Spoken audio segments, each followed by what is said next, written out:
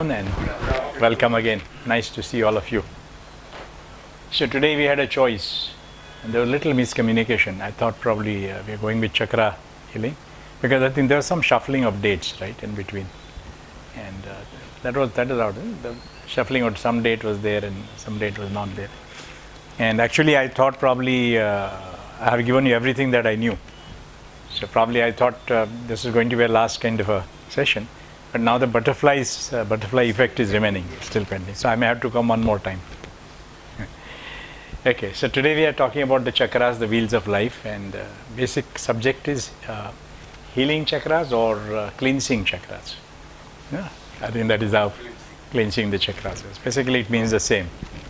So let's go back to a little bit of chakras, though we probably may have to repeat certain things. Now chakras basically are, what are the chakras? As you can see here in the picture depicted here, humans are supposed to have the 7 chakras. Yeah, please. I think from here you can't see. Basically, I think as we have been talking about, the human structure is nothing but 7 chakras, and which play a very, very vital role. That's why they are called wheels of life. If the wheels, like the engine cannot run without the wheels, the human life cannot run without the chakras. So they actually are the driving forces behind all the process of life. And if they are maintained, the life is maintained. If they are not maintained, the life is not maintained. As simple as that. But we are going to go a little deeper and find out exactly what the chakra healing means. As we see, the human subtle structure or the subtle body of the humans are comprising 3 major issues: are auras, chakras, and nadis. There are 72,000 nadis. These are the channels of energy. The way blood is carried by the blood vessels, the energy is carried by the energy vessels. Generally, they are called as meridians, or they are also called as energy vessels or nadis. And nadi means actually a flow. That's how the word nadi also has come in Indian languages. It's a flow of water, so this is a flow of energy. And there are 72,000 nadis, as I just said a few minutes ago, out of which 10 are prime nadis, and the 3 are the prime most nadis. The way exactly, again, the blood vessels, we have number of blood vessels, but not every blood vessel is as important as the arteries and the aortas. Like the aortas are more important than the arteries, and arteries are more important than the blood vessels. Similarly, on this level also, we have Pingala, Sushumna, and Ida nadis. These are very important, the prime most important to make a life what celebration it could become. And these crisscross each other, and wherever they cross each other, there's a vortex which is formed, the whirlpool. And that whirlpool of energy is nothing but the chakra or the wheel. And this is how the chakras are defined. And what the chakras basically, we are going to go to the next one also. Human existence is made up of energy waves. Chakras are energy channels, as I just said. They are the vortexes or whirlpools of energy. Humans have 72,000 energy channels called as nadis, which are situated on our etheric body. Out of these energy channels, 10 nadis are important. Among these, 3 are 3 more main energy channels, which are called as Ida, Pingala, and Sushumna. I think we have the page here. So basically, if you draw the structure of human life or human body, it will be something like the legs and the limbs and the hands, everything. And on the subtle level, you see this is an aura, as we discussed it, I think, enough in the last few lectures. And the etheric aura, which is about 2.5 inches minimum. Maximum depends on your spiritual prowess, but let's say 2.5 inches. And the energy flows through this. Okay? And all the nadis that we are talking about are on this level, aura level, not on the body level. And wherever they flow, like these are the 2 nadis moving. And wherever they combine, what normally they say when the rivers meet, it is called Sangam. That's why Ganga, Yamuna, Sangam, and all those Kumbh Melas, they are held at the place of Sangam. Now, the Sangam is supposed to be the very strong whirlpool of energies. So that's why they have so much importance. So similarly, even in human body, wherever there's a crossing, these are the chakras. And the chakras have the cyclical movement. That's how the name chakras came. And basically what they do, they take the energy from the environment, use it for the concerned areas of body, what they are assigned to, and the balance is thrown back to the ocean of consciousness. So exactly that's what we discussed earlier. Out of these energy channels, 10 nadis are important. Among these are 3 main, which are Ida, Pingala and Sushumna. And normally it is said that the Ida and the Pingala, which are very important for the general life, they maintain the temperature. That's why there's a temperature difference of 2 degrees Fahrenheit between these two. And one starts from one side of the brain, the left side, and the one is the right side of the brain.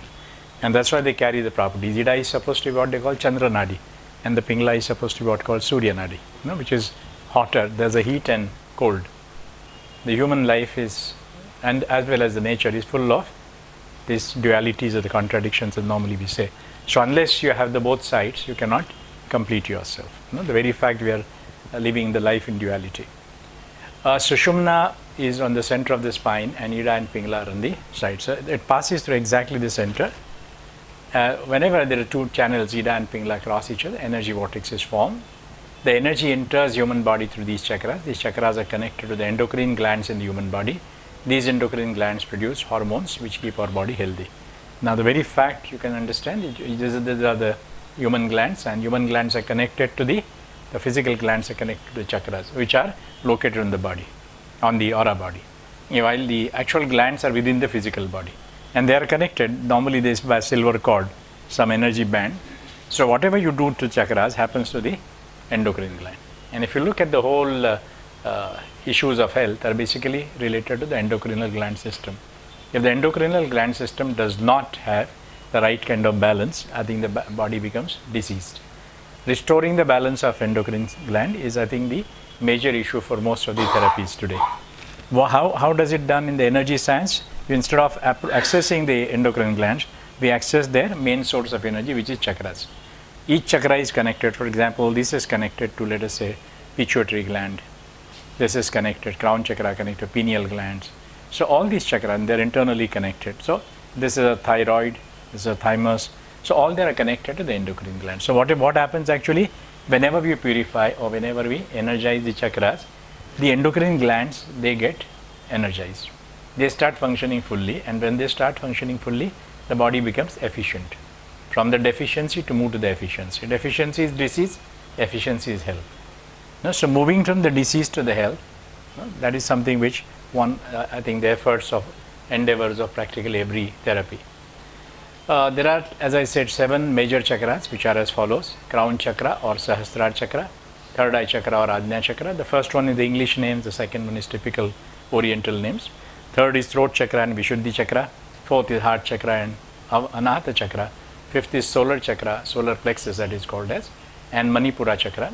Sixth is Hara chakra or Swadhishthana chakra, and seventh is root chakra or Mooladhara chakra. And each chakra have their own energy, have their own influence zone. For example, when you talk of Sahasrara chakra, the pineal gland, now what it actually is, it is not within the body. It is about 4.5 to 5 inches above the body, by and large, and it's continuously moving, and it's directly a contact with the divine energy. So this is a very prime important. This is where normally it is called seat of the soul. Okay, and the seat of the soul is outside the body, and what it basically does, functionally does, it removes, gets the energy, translates into a prana, the lower form of energy, and sends it to the body. So that's why we are pranis. That's why the pranas are the name of the consciousness. In English, we normally say consciousness. So there's a difference between the energy and the consciousness. What the body receives is not the energy. The way we talk about what the home receives or your gadgets receive is not power, it's electricity. Electricity is a usable power. Pranas are the usable energy. Are you getting this point? So somewhere this chakra is a very prominent chakra, because if it doesn't work, I think the life is gone. Basically the main supply of energy or into the form of pranas is coming from here. And as we talked many a times I think before, the right big toe has another step up transformer, where again the pranas become the energy. So these are the two centers, very important. This is one where you are converting energy to prana, and here you are converting pranas to energy. So this is exactly the human mechanism works. The energy is passing through us, nothing is actually stored in the real sense. Energy passes through us and it again becomes an energy. During the journey within the body, it is called pranas. Again outside the body, it becomes energy. So generally, how do they differentiate between consciousness and energy? Consciousness is the energy with a purpose, and energy is the consciousness without purpose. That's why energy does not have much of a properties. It is nirguna. it is Nirakara. But the moment it comes into consciousness, it forms the gunas and doshas. That is something, that's why human beings, human life is full of that dual nature of gunas and doshas, the good and the bad, the virtues and the vices, right? So this is something which one has to understand within this. And this is a dark violet in color, or the bright violet, whatever word you would like to say.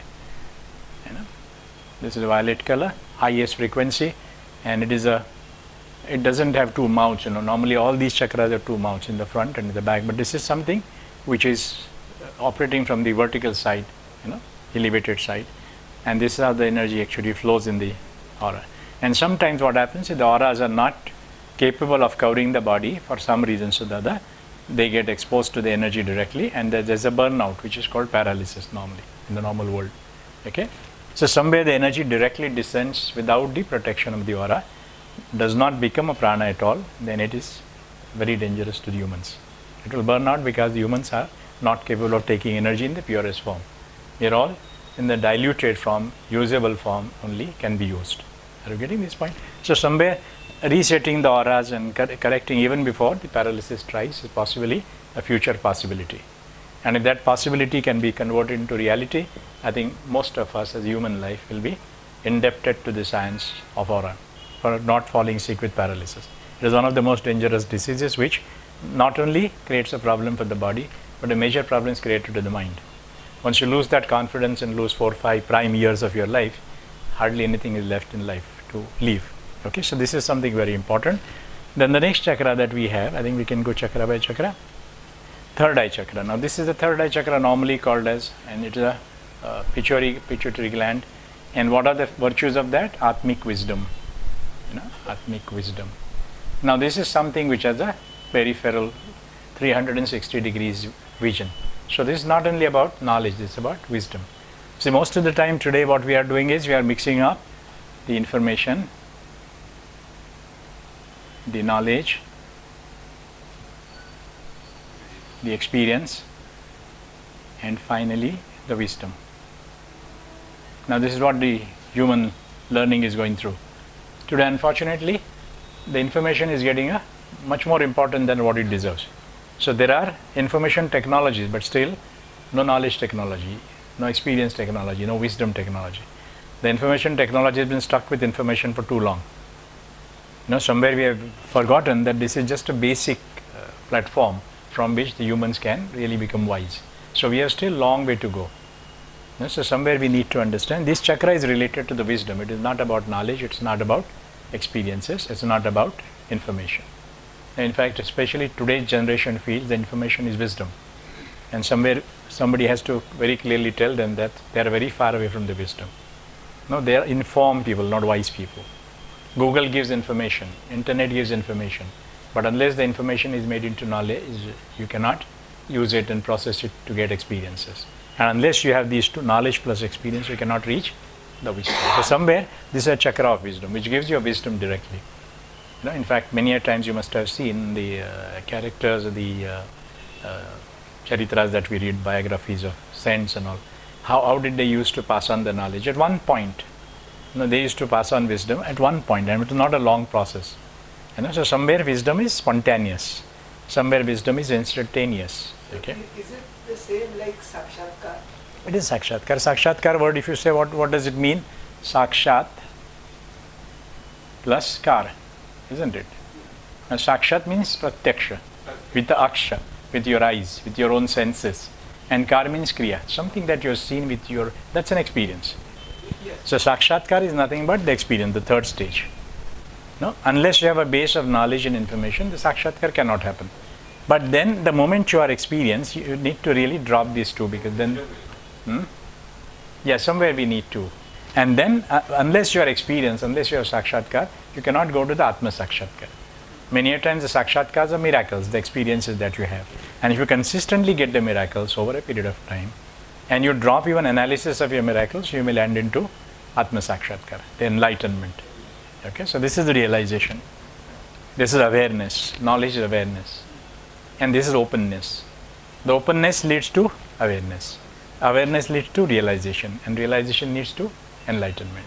So these are the 4 steps, In enlightenment, what we get is wisdom. What we get before enlightenment realization is an experience. And once you get a knowledge, that means you are somewhere aware. Awareness creates knowledge. And if you are just open, you get information. If you are not open, openness is the first step, right? If you are not open, even if there is information, you will not get it. You will not even know it is information. So I think most of the generations today are operating at this level, awareness level. So enlightenment is about 3 steps away. And this is one chakra which is capable of taking one to enlightenment. Atmic wisdom, extrasensory perception, as they call ESPs, something, or the purpose of life.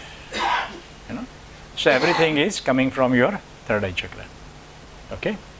So third eye chakra gives you that inner feelings, that inner purpose of life. Why am I here? Why am I born at all? Who am I? All those questions, 5W1H normally say why, what, where, when, how. All these questions are actually emanating from here. So the people who think, really get these answers. What I was going to talk about, the butterfly effect. Butterfly effect has actually started as a butterfly effect. Now it has gone into much larger science called kinesiology. And I want next time probably when we meet, we'll go into much deeper because it's a very powerful science today. And it's called science of Satyuga. So somewhere the butterfly effect was converted into a theory called chaos theory. Now chaos theory gave rise to 2 kinds of theories fundamentally. One is what they call linear theories and one is non-linear theories. The basic butterfly effect was actually happening at the third eye level. What it means is the smallest, the most insignificant things in life create the most significant evidences in life. That is something amazing. Now the Atma Sakshatkar happens not because of something that you do, but something that happens momentarily. That's why I said spontaneous. That spontaneity is butterfly effect. It looks small, it looks innocuous, it looks unnoticeable, and something which you don't notice. Something that lately, I think we just had monsoons, and more or less this time the predictions were correct. Last 3, 4, 5 years, if you look worldwide, the predictions, the meteorological department or the weather department is predicting more or less correct. Isn't it? I mean, earlier they used to say it would rain and it will not rain at all. So people would never take umbrellas. Actually, they become a mockery. And it was not about India alone, it was all over the world. Because the whole weather prediction was based on certain technologies, certain science, which was looking for more significant changes in the environment. Suddenly they realized after this science chaos theory came in, that actually nothing is happening here. What is happening is insignificant things. These are linear and these are non-linear. So human science does not understand much about non-linear. Love is non-linear. Compassion is non-linear. Spiritual experience are non-linear. And the material experiences are linear. So we're all looking for this zone which actually never gave them the right predictive model. What happened suddenly after chaos theory, they started, and thanks to the computers which came with that kind of power, to understand the formulas of non-linear. Human brain otherwise was difficult, it was finding difficult. So somewhere the moment they get into this, they realize that a small thing has opened up, and when they started taking cognizance of this also in the model, suddenly they started finding the predictions are more or less right. Because the most insignificant thing in environment creates the most direct effect, huge effect on the environment. So somewhere that we need to understand that all comes from your third eye chakra. That's why earlier they never had the model. But the people, really wise people, would just think and say when the rains are going to fall. Because they could process that information in a non-linear way. That is what the third eye chakra does. Are you getting this? Third eye chakra, like every other chakra, has 3 petals, 3 dimensions of life. One dimension is spiritual dimension. The other dimension is metaphysical dimension. And the third is physical dimension. What I said earlier about physical dimension here, third eye chakra, what it does is, it gives you power to your brain, energy to the brain. It gives the energy to your, what you can say, vision. Vision internal and external. So supposing something goes wrong with this, the brain is going to get affected. So it is a physical phenomenon. But something goes right or wrong with this, some changes, it may also have impact on the metaphysical, like mind. Or it will have something like the spiritual, the soul level. So somewhere every chakra has these 3. And the moment you go more into this, the energy gets lessened into these 2. And that explains a lot of things, like the people who are very enlightened normally had a very poor body. Ramakrishna Paramahamsa, Yogananda Paramahamsa, Swami Vivekananda. Swami Vivekananda had number of diseases. Because the moment you get your energies directed into the spiritual prowess, what happens is these two petals remain unattended. So most of the advanced sense or enlightened sense or realized sense, evolved people, have the bodies which are subjected to a lot of diseases. Same thing happened to Ramana Maharshi. If you look at the whole series of these people, you will realize because this was overloaded at the cost of these two. So somewhere their bodies always get exposed. So this is one of these things is buddhi, and this is wisdom. So that is the difference between the wisdom and the intellect. This is intellect. Today we are creating intellectual generations. We have forgotten that there has to be a wise generation. We want our people, our children to be smart. We have forgotten they should be actually wise, isn't it? So somewhere we need to really understand that cities can be smart, the phones can be smart, but the people, the children should be wise. If the humans become smart, I think we have a problem, because smartness is some comparison, some competitiveness, some shrewdness. No, somebody who is shrewd, you call it a smart guy. Smart means he is capable of living in this world. Wise means he is capable of living in the whole universe. No, he's a center point is universe. Here the center point is earth, the matter, the self, whatever it is. So somewhere the wise people may not be necessarily intellectual. They may not have logic. Have you seen this many a times? I think you go to a saint and you ask him something and he will say, okay, it will happen. And it happens. Now if you go and ask him again next time, oh, this happened, he will, and you had predicted, he will not even know that he has predicted. Because they don't store the memories. They use a single point from here directly to the solar plexus. They talk about it, forget about it. No storage of memories here, like Swadhishthana chakra storage. They don't use that. They don't use the root chakra to have identity. So they have no identity. If you go and ask a saint what is his name today, he will say something else. Day after tomorrow you go and he will say some different name. No? So they will have no identity. They will have no storage of memories. They will use only these chakras as a one stop, directly from here. They will pronounce something and go back. So all these inner chakras are not being used for the day-to-day purpose. That's how the third eye chakra operates. Now it goes beyond mind. The mind is here. This throat chakra is the seat of mind. So this is beyond mind. But is it because this happens? Is it because of the physiology is not working? No, not because of that. It is the effect of that. See, you are going to be extra loaded. For example, a scientist who uses his intellect very much. He is not using wisdom. He is using intellect. Here I am using the word intellect. But at the cost of mind. So scientists are always supposed to be forgetful. They are supposed to be having very low emotions. Like Einstein probably never had a good life, family life.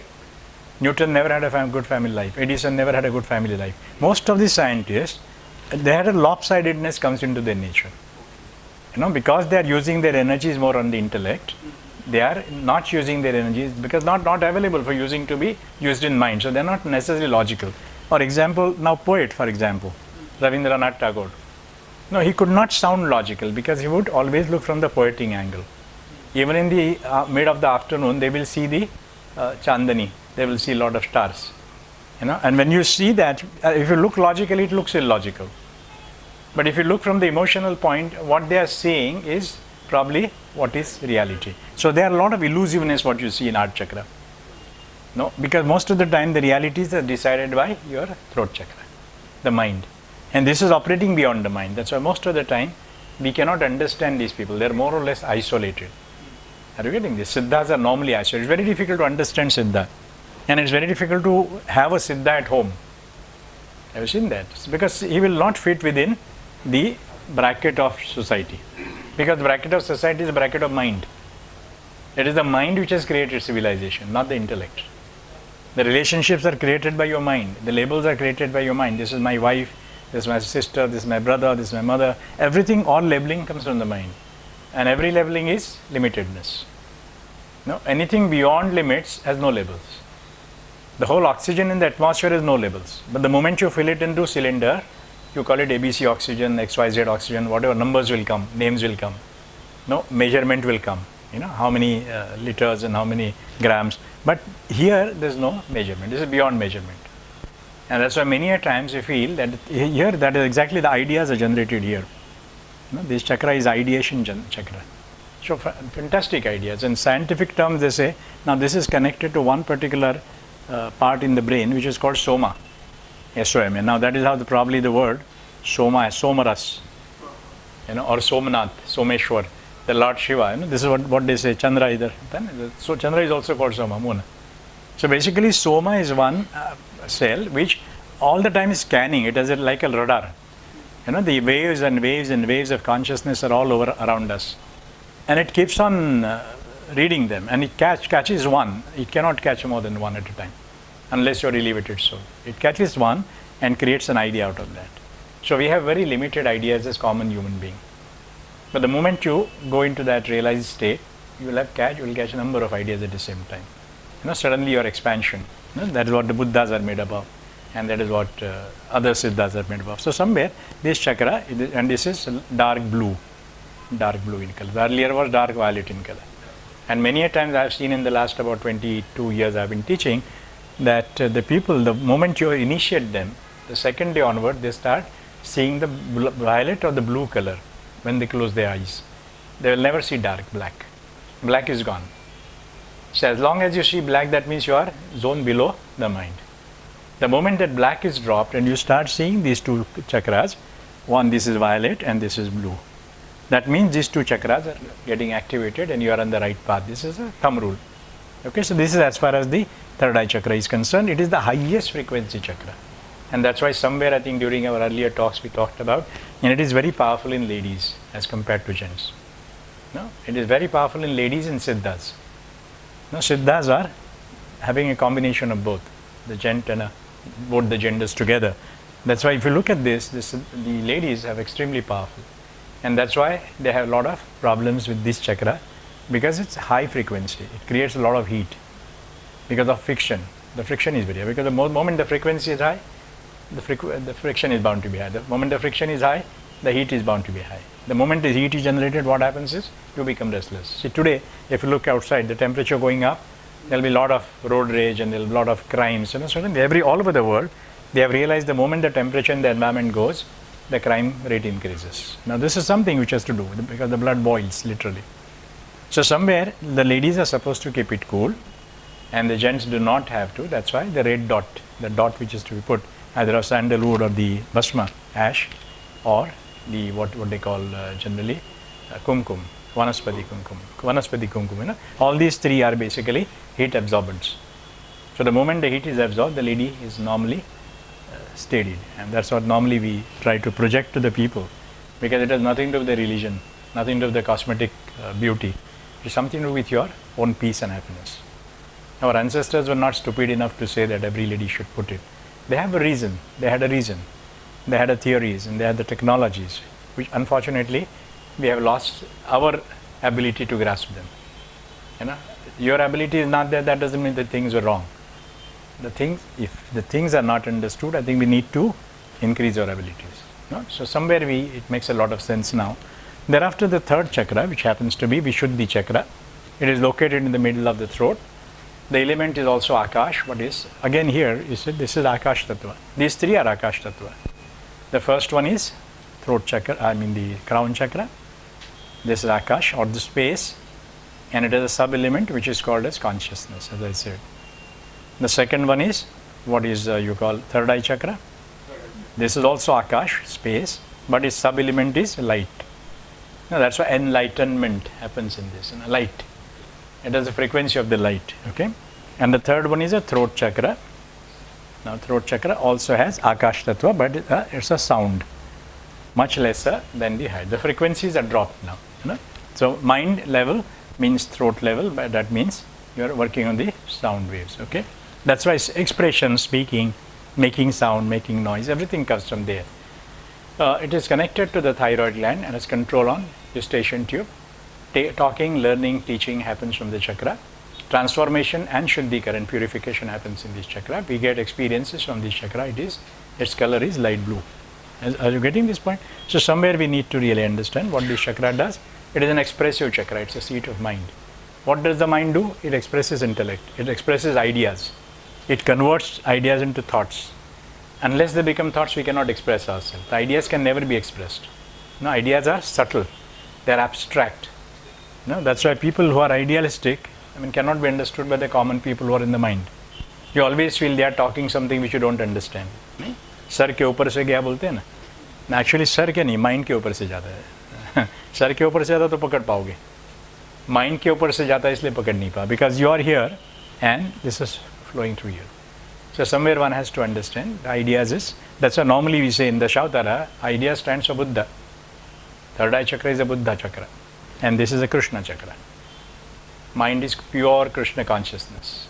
So mind was more logical, mind was more convincing, mind gets transformed, mind gets taught, mind learns, all learning, teaching, expressing, purification, transformation, everything happens at the mind level. Beyond that, there's no duality, so the question of transformation doesn't arise. When you're in third eye chakra, you're already purified. When you cross the mind, you're already one. The mind makes it two or rather three. Are you getting this point? So somewhere that we need to two. Why I said two rather three? Because when I say this and this, actually there's another possibility. It could be between these two.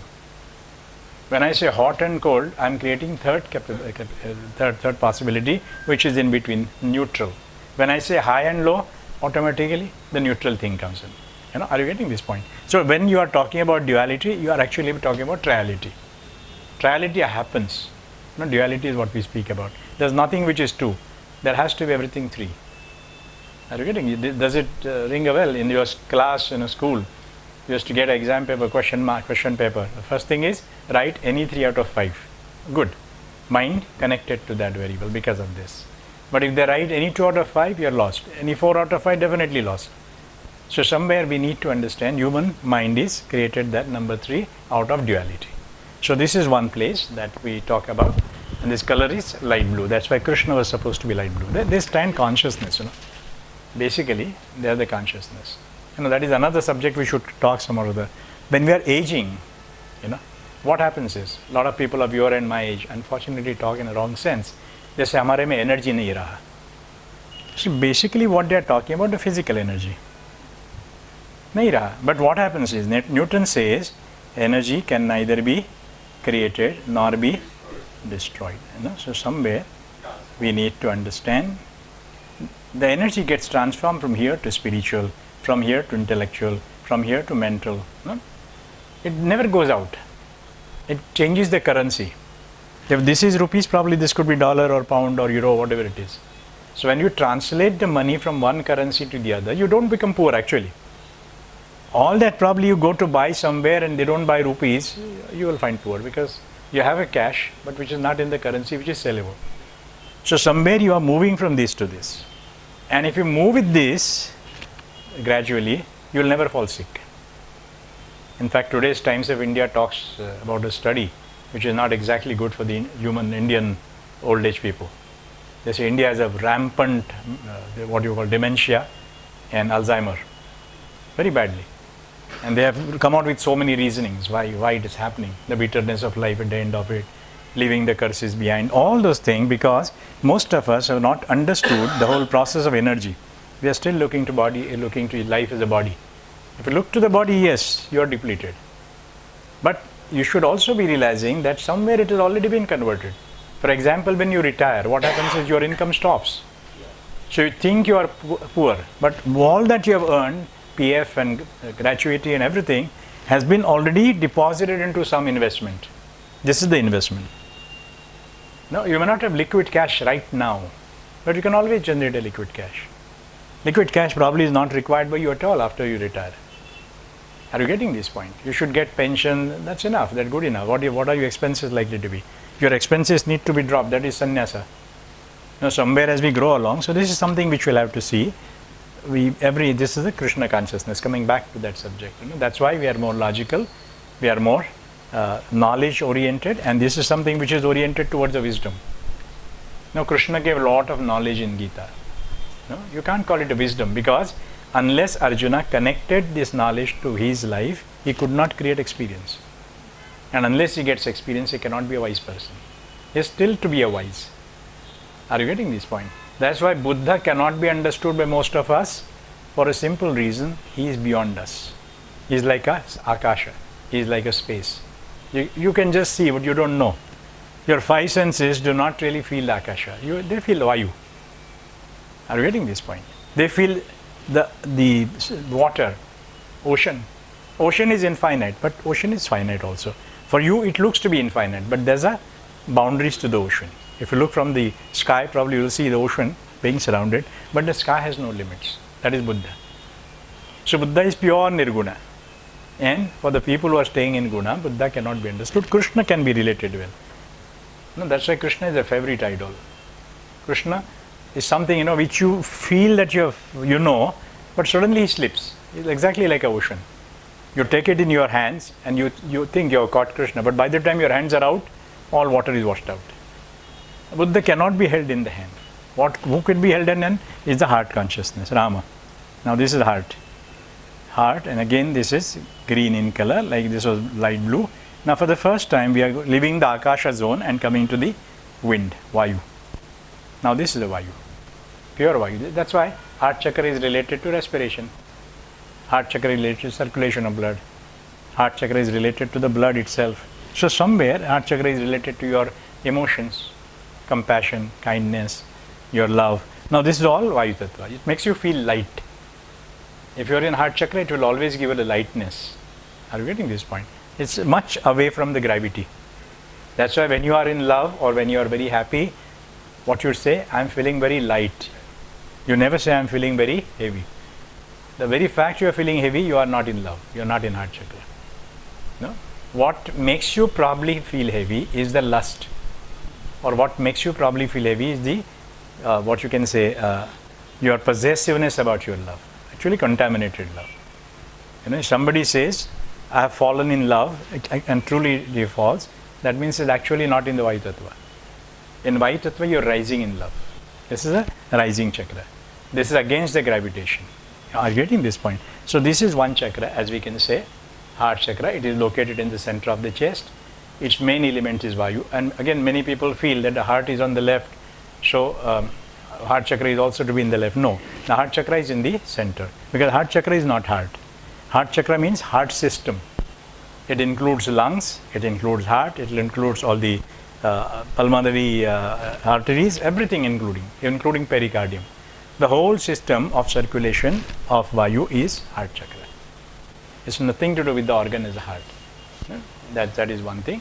It is responsible for vital body and functions like breathing and blood circulation at the body level, and for emotions on an astral plane.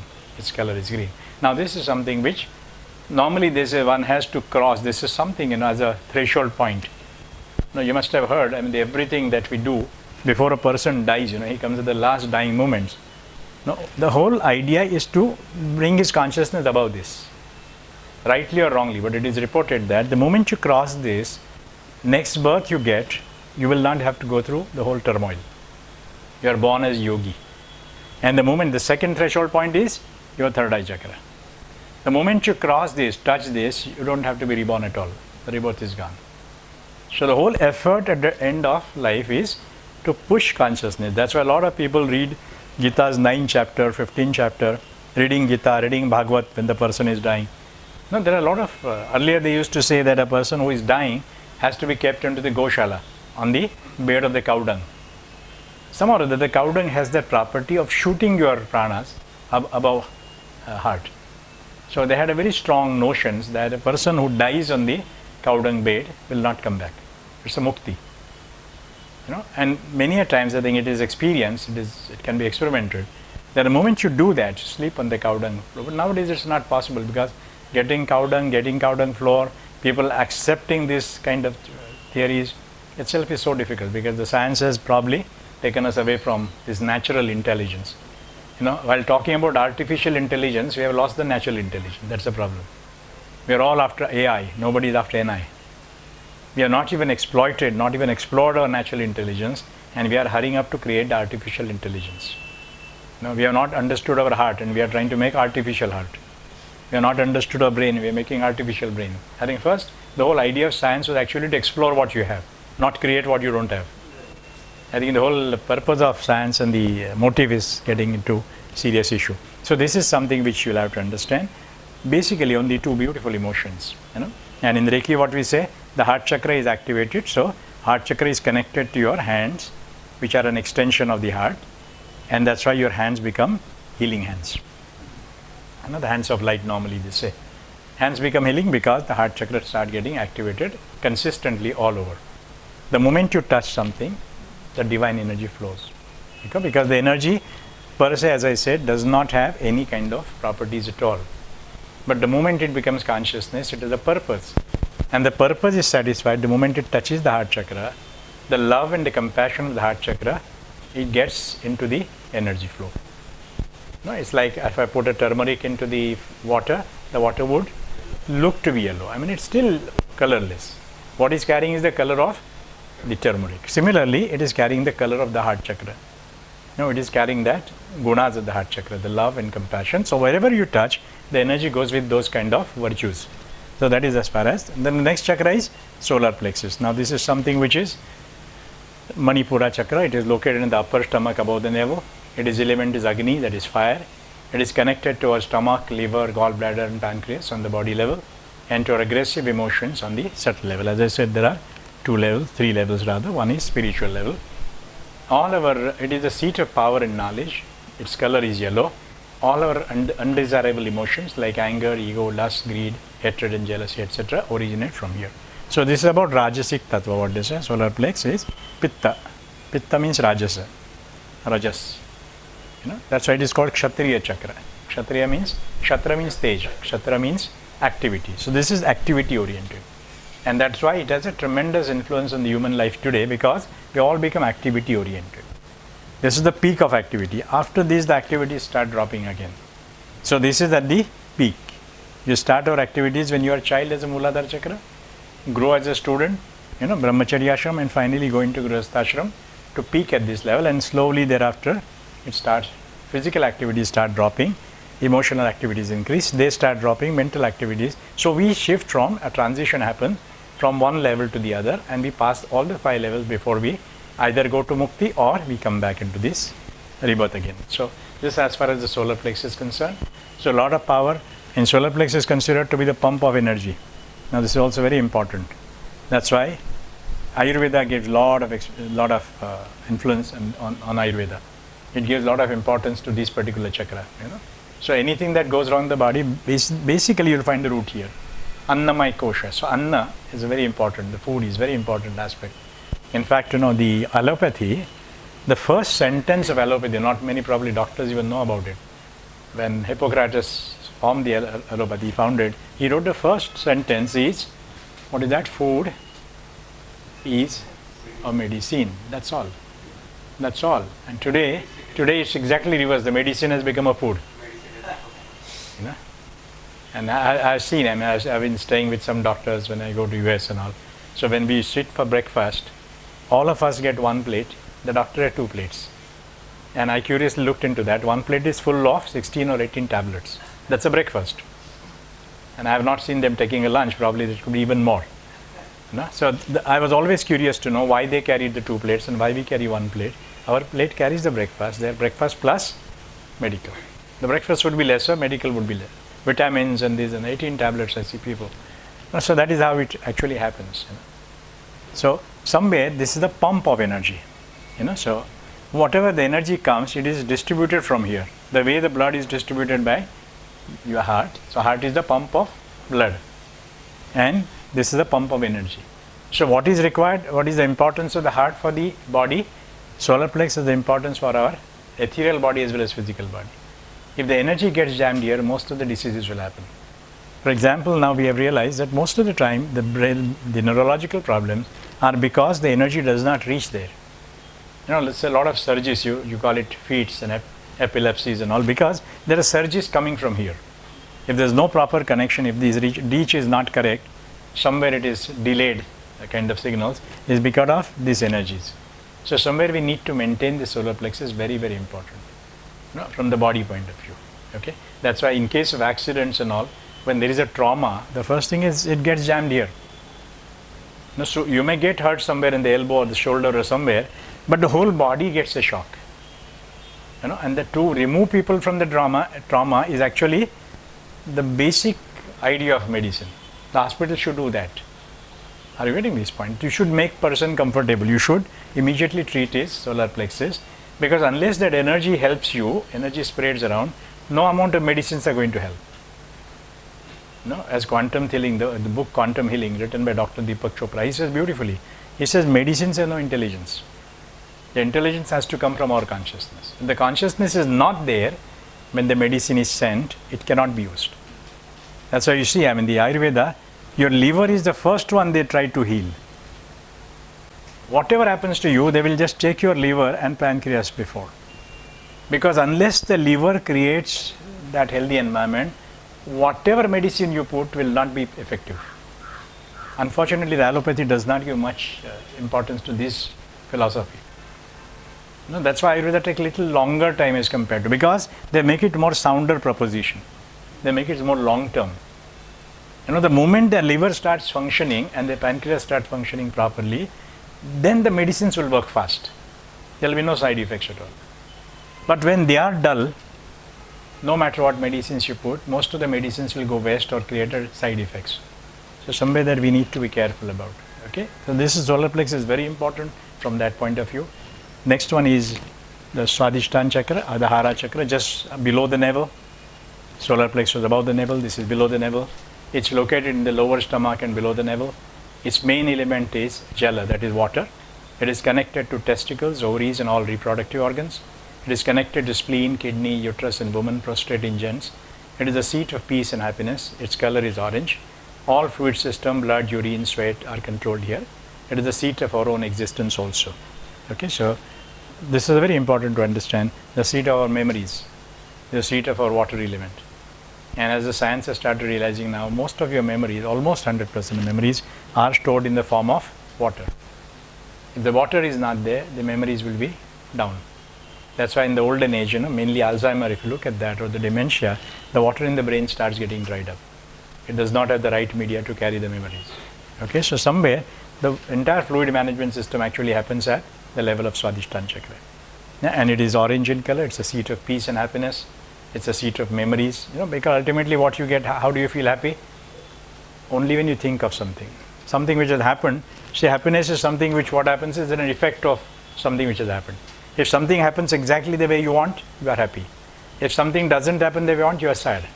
So happiness, sadness, all these emotions are post event emotions. Something has to happen before that. If nothing happens and still be happy, you are blissful. But the seat of bliss is not here. The seat of bliss is in the third eye chakra. Are you getting this point? So somewhere that we need, for a common man, this is your center point. This is a point of gravitation also. In circus they show, if you are supported only with one rod, you can perfectly stand here, because this is a center of gravitation. But it's not only a center of gravitation, it's a center of your existence also. The whole universe, they say, is connected to your Swadhishthana Chakra. And that's why the name Swadhishthana. This is our home, this is our seat. This is somewhere that we need to come at least once in a day, so that you can relax. This is a relaxation place. And that's why it is peace oriented. In the water, if you look at the water, the flowing water, you feel peaceful. You feel soothing. This is a soothing chakra. And if you don't experience happiness, you will experience sadness. Now, sadness does not have its own existence unless it's a lack of happiness. A lack of peace means restlessness. So somewhere it's a duality. That's why it is called Vaishya Chakra in terms of Chaturvarna. Vaishya Chakra. Vaishya Chakra means it is duality. It is hoarding. Yeah, somewhere it is measurable. It's measurement. It actually calculates. It's a calculatable chakra. Okay. So somewhere thereafter we go into the last chakra, which is Mooladhara Chakra, the base of the spine, located root of spine, that is anus, base of tailbone. Its main element is Prithvi or earth. It is connected to muscles, joints, bones, cartilages, skin and spine. It is the seat of stability and security. Insecurities, fear, anxieties also exist in the chakra. Its color is red. So red is the color basically of survival. Red is the color of warnings. Red is the color of caution. Red is the color of a lot of violence. Red is the color of survival, because violence normally happens out of survival. If you are insecure, you will create a violence. If you are secure, you will not create a violence. So somewhere one has to understand that if this chakra is not properly managed, we have a lot of violence in our life, and we have a lot of insecurities and stability problems. This is something which is very important. This is connected to Prithvi Tattva. So this is more tamasic. If your energies, when they go here, you are feeling sleepy. You have to lie down.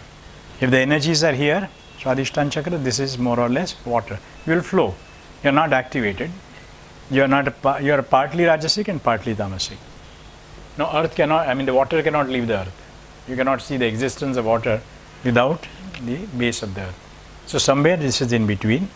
This is purely rajasic, and these are all the above is purely sattvic. And probably I think we have discussed earlier, I'm not too sure, but we all go through this natural cycle. Between 4 to 10 in the morning, we are all sattvic. From 10 to 4 in the afternoon, we are all rajasic. No, we are activity oriented. And 4 to 10 again in the night, what happens? We are tamasic. We become lethargic. 10 to 12 in the night, we have a small period of sattvic. 12 to 2 in the night, we are again rajasic, pitta.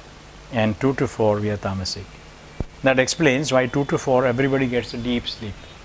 Most of the accidents while you are driving happen during this time, because you cannot avoid that tamasic. They're very strong tamasic. Okay? And if you skip after 12, if you try to sleep, it will be very difficult. You have to struggle because there are a lot of adrenaline being produced. Because everything during the sattvic period, the brain produces serotonin. Serotonin is something which is keeping you happy, healthy with yourself. This is for you. This is your life, you alone. 10 to 4 is for the world and your own earnings, etc. Your communication with the world, your interaction with the world. 10 to 4. Because you are rajasic and a lot of adrenaline is produced, which is required for any activity. 4 to 10 again tamasic, because now you are withdrawn. Okay, you are withdrawn, trying to assess what has happened in the first 2 periods, and this is where melatonin is produced. Melatonin makes you sleep. Okay. Now again the same thing happens, this 2 hours gaps. The whole 24-hour cycle has to be from one chakra to the other chakra. When we are talking of sattvic, we are in the upper chakra. When we are talking of rajasic, we are in the middle chakra. If you look at yourself, most of the time 10 to 4 is the most productive active period. If you miss that, you will not catch up. So your efficiency is at the peak. Unfortunately, there's a lunch period of 1 or 2 hours during this. In the earlier times, people used to have the meals, have lunch at home at 10 o'clock and go. And right till 4, they will not eat anything. They will not waste their time, because this is the time you have to be active. And when you are supposed to be active, you relax, there's a problem. When you are supposed to relax, you become active, there's a problem. Then you are not natural. You become unnatural. And unnatural means stress. Anytime you become unnatural, you are stressful. Anytime you are natural, you go. Again, I am coming back to, you have the exchange, the currency, rupees, you spend in rupees less than what you have earned, you are very happy. The moment you try to reverse the ratio, you are sad, you are stressful. So somewhere, the whole chakra system works on demand and supply. There is a demand of energy available, because they are also getting energy from the environment. When the environment is helping the chakra to get the right kind of energies, then they can be used properly and the life becomes a perfectly balanced life. Okay, so this is something as far as chakras and emotions. Life is nothing but feeling or emotions. Every moment we feel something. At this moment you are feeling something, next moment you are going to feel something. Once you go back home, you will feel something different. So there is not a single moment when we are awake, we are not feeling something. Because this whole game of consciousness is on. The ideas are getting, thoughts are coming, emotions are coming. So every moment something is happening. The emotions, without emotions, there is no life. Emotion is an experience of consciousness of the environment as experienced in different forms, while energy is passing through various chakras. As I said, when energy comes from here down to, it passes through a chakra, every chakra provides an environment. The way we go from here to, let us say, Borivali, or maybe suburbs, anywhere, Malad or so, what happens is you pass through Baikala, then Dadar and Lalbagh and whatever it is. And as you pass along, what you will see, the shops around there, the localities around there, which will be peculiar. So similarly, when the energy, the consciousness passing from one to the other chakra, every chakra provides an environment. That environment is an experience. When you pass through that, that's an experience. When you see certain buildings, when you see certain scenes, when you see certain traffic, that's an experience. So the consciousness is continuously moving from up to down and down to up. So every moment we are feeling something, and that has something to do with the chakra. Almost 95% of life is full of reactions and 5% events. If you look at today, how many events were there and how many times you reacted. No, there are hardly any events in our life, maybe 10 events or 12 events throughout a life, which actually make a significant difference to your life. Like, your birth and maybe a death of your father or the mother or something, marriage, something that makes the life turn around a bit. Reactions come from chakras. Managing chakras is very useful to manage emotions and thus managing life. So if you can manage your reaction, 95% life is saved. 5% Adi Daivik this, Adi Daivik, Adi Bhautik and Adi Adhyatmik. So somewhere you need to see that Adi Daivik is only about 5%. Meeting an accident could be Adi Daivik. But even there now the science has the doubts, because you create your own accidents. There is always a cause and effect before your accidents. But even if you believe it's an Adi Daivik, how you react after accidents, that is something which is decided by your own chakras. Okay, next one. Sanskaras and chakras. Sanskaras are the fruits or results of our past karmas, as we have discussed before. Whatever deeds we have done and which are incomplete. When our action is not completed, it leaves behind residual karmas, which we term as sanskara. These sanskaras settle down in our chakras and it clocks the chakras. So the moment they are clocked, suddenly the moment varies, because now they have much loaded, they have much weight, mass is more, so the energy, so the what you can say, speed drops. Mass into what is the fundamental equation of life? Force is equal to mass into acceleration. If the mass increases, what happens? Acceleration drops at the given force. Right? So similar thing happens. They are all designed for a particular force. So moment you have this problem, energy flowing from the top does not flow fully from the contaminated chakra, and as a result our endocrine glands do not get full energy and blocks are created in our body. Even those physical organs and subtle components of existence connected to all chakras are deprived of energy flow, and that results in diseases at subtle and physical level. For example, heart chakra does not have the proper energy because of certain blockages there. What will happen? Who will get affected? Heart, lungs, the whole respiratory system, the blood circulation. So everything will happen, whatever is related to the heart chakra will not get the full energy. Because the energy is not coming in and the demands are the same. Because heart has to have that kind of circulation, heart has to have that kind of pumping. It cannot reduce itself. The nature decides how to reduce your activities of inner organs. They make you fall sick, bedridden. Because when you are bedridden, you are free from all activities. So actually what you are doing, bringing down your consumption. This is a natural method. We call it sickness, by the way. It's a nature's way saying that, look, you are spending more than what you are earning.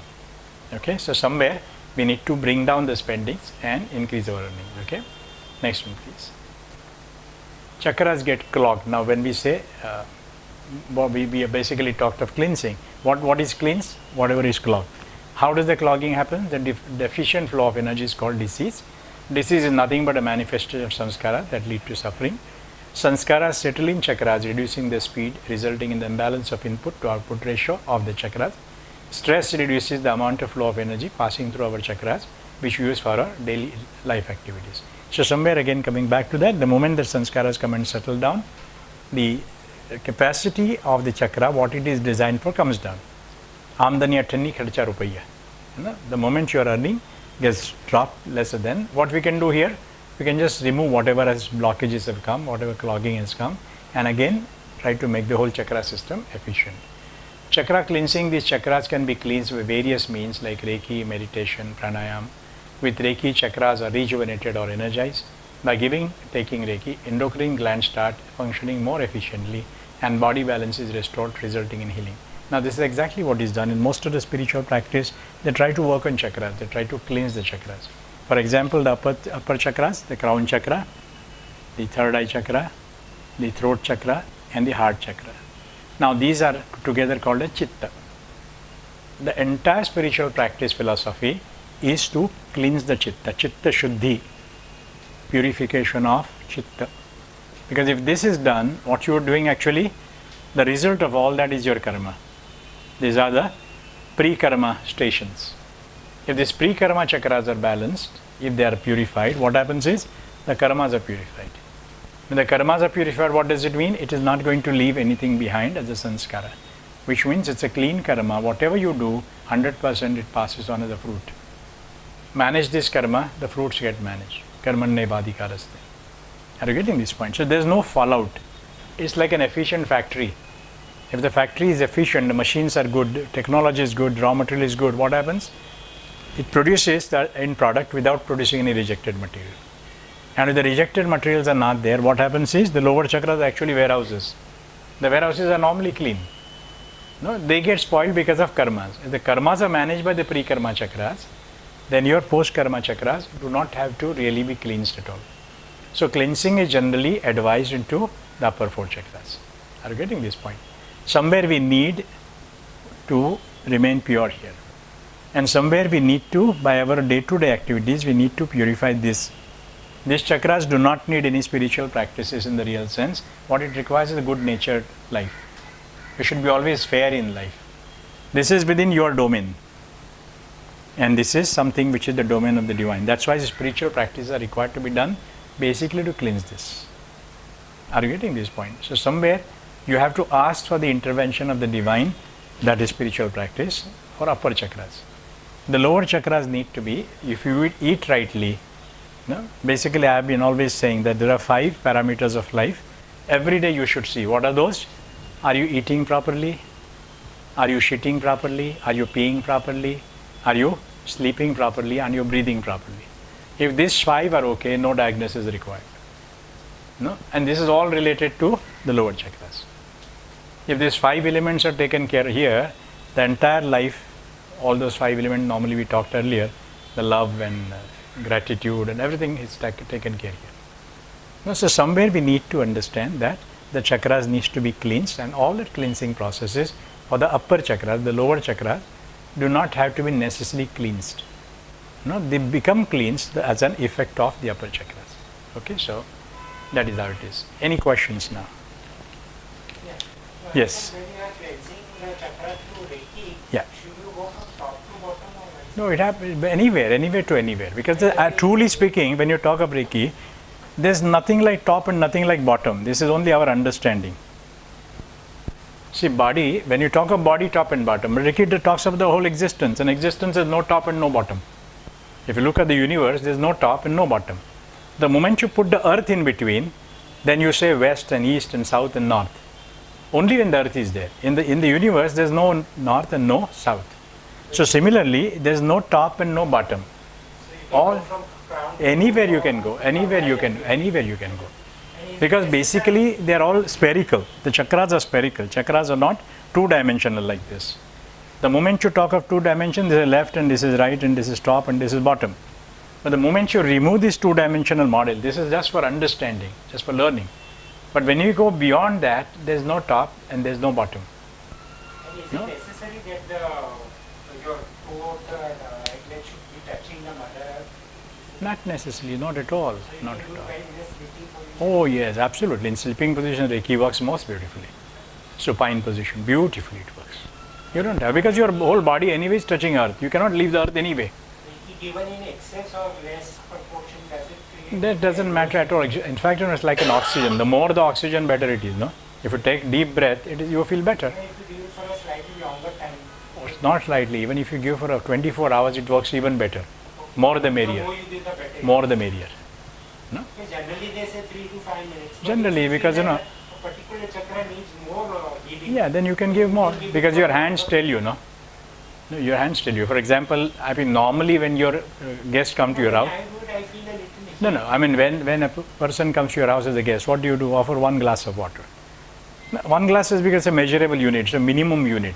But if the person who has come is more thirsty, has walked long way, he will ask for another water, should be given. The idea is to quench his thirst. But a normal person, I think 1 glass even should be a big obligation to him.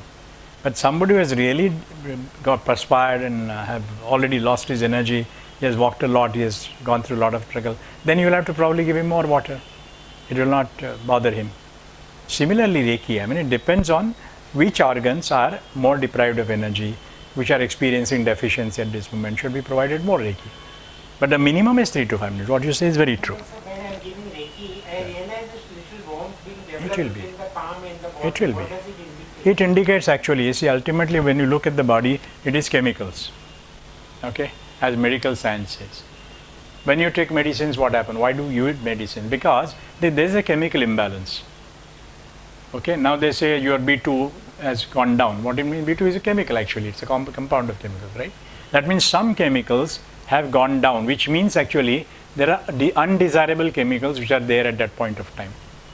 They're called poisons or toxins, the chemical terms. Now, when you give Reiki, what happens is actually you are converting the undesirable to desirable. And most of the processes, 90% more than 90%, they are exothermic. Exothermic means they leave the heat out. When they are changing their structure, they throw the heat out. That's what you feel. Some are endothermic, which means they will actually take the heat inside. That's why you feel cold. Some people feel cold at some point of time. So it depends on, but most of the processes of chemical conversion are exothermic. So they will leave the heat out. And again, this is not a measurable heat. You put a temperature, I mean the thermometer in between your palms, will not measure. It's a heat which is not measurable. Are you getting this point? Some Reiki teachers, they tell you to keep the right hand and the left hand on top. No. The right hand here and left hand. I'm sorry to hear that, but you can keep whatever at that moment. There's nothing like a right hand at any kind of discretion. No, any hand. I feel like putting it. It doesn't happen. You don't have to think. No, not necessarily. I can put this way. Only at this particular point, thymus, because here the area is so small. Area is so small. So I cannot keep like this because then the thymus will not be covered. If I keep one above the other, this is the only point among 26 points in Reiki where we say that you can overlap your hands because there's no space. No? Otherwise, I think you can keep this way, I can keep this way, I can keep this way. Everywhere they are actually kept this way. But that doesn't mean that is the only way. Even if you overlap, the Reiki will flow. But this gives you more comfort.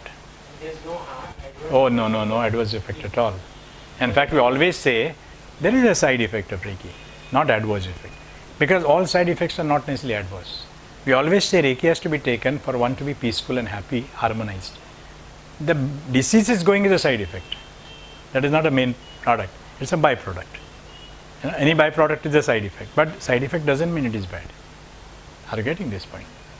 So somewhere some side effects are very bad. All they never harms. Because it's a natural energy.